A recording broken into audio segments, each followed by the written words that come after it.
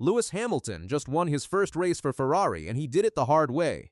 A three-stop strategy, a hot Barcelona track, and a virtual safety car that landed at exactly the right moment. 106 career wins. Age 41. The oldest Grand Prix winner since Jack Brabham in 1970. And just like that, the championship gap behind Kimi Antonelli dropped from 66 points to 41. Mercedes had won every single race so far in 2026, 6 for 6. Going into Barcelona, nothing suggested that was about to change. Track temperatures that weekend were brutal, well over 50 degrees Celsius before the cars even left the grid. That heat was supposed to play into a two-stop strategy for everyone, because tire wear was expected to be severe. Mercedes built their whole race plan around that assumption. Ferrari didn't. They sent Hamilton out on a three-stop plan instead, which looked risky on paper, because it meant extra time lost in the pits that he'd somehow have to make up on track. Then everything lined up. Fernando Alonso's car broke down mid-race, triggering a virtual safety car at the exact moment Hamilton needed to pit anyway. He rejoined in the lead and never looked back, eventually crossing the line nearly 20 seconds clear of George Russell. Hamilton summed it up on the radio afterward.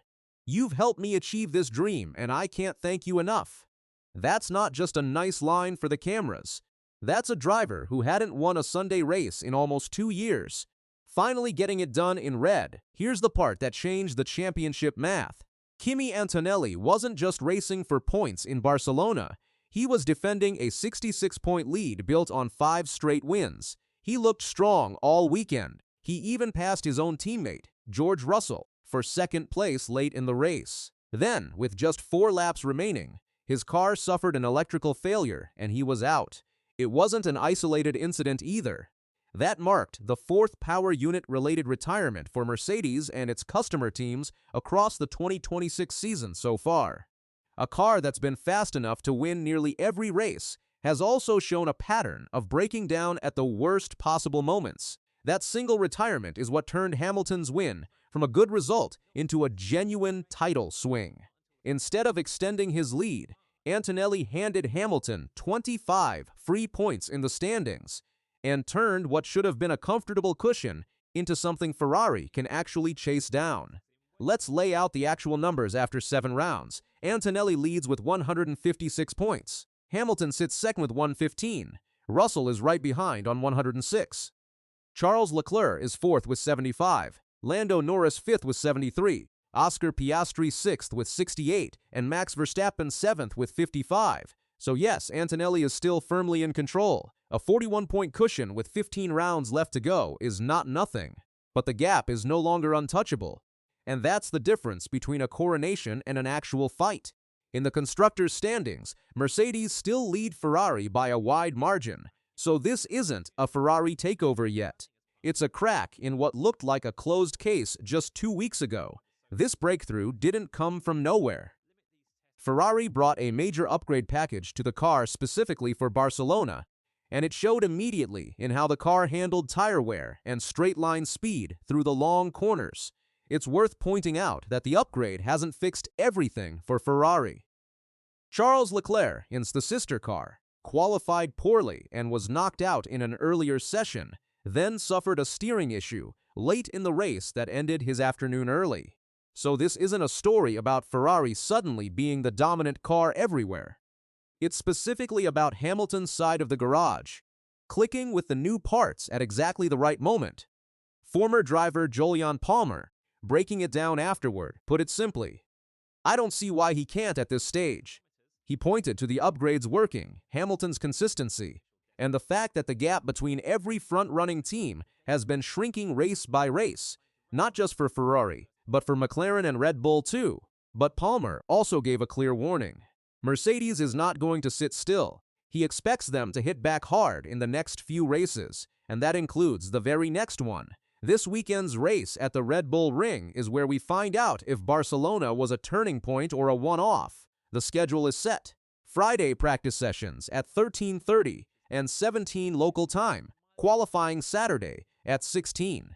And the 71-lap race Sunday at 15. Here's why Austria matters more than a normal round. It's one of the shortest laps on the calendar. which means there's almost nowhere to hide a weakness in the car. Traction out of slow corners and straight-line efficiency matter more here than almost anywhere else, and on paper, that layout tends to favor Mercedes over Ferrari. If Hamilton is fast straight out of Friday practice, this becomes a real statement weekend. If he isn't, Mercedes, McLaren, and Red Bull all get an opening to pull him back into a tighter fight before the season even reaches its midpoint. There's another angle worth mentioning here, because it explains a lot about how Hamilton operates under pressure. Nico Rosberg, Hamilton's old Mercedes teammate and the man who beat him to the 2016 title, recently opened up about what it actually took to compete with him. Rosberg admitted he had to consciously become tougher and stop yielding on track, saying, "The real Nico Rosberg is way too nice." He even admitted that most of their famous crashes back then were more his fault than Hamilton's, because of how sharp Hamilton was in the car. That history matters now. Hamilton has spent a year fighting for a foothold at Ferrari, including a genuinely difficult debut season where results just weren't coming. Barcelona is the clearest sign yet that the same relentlessness Rosberg once had to fight against is still very much there. Lando Norris, who stood on the podium that day, put it plainly.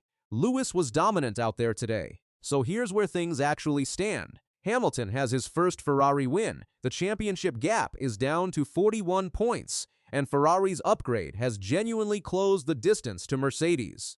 None of that means the title is suddenly Hamilton's to lose. Antonelli still leads comfortably. Mercedes have every incentive to respond fast, and Ferrari's other car is nowhere near this form yet.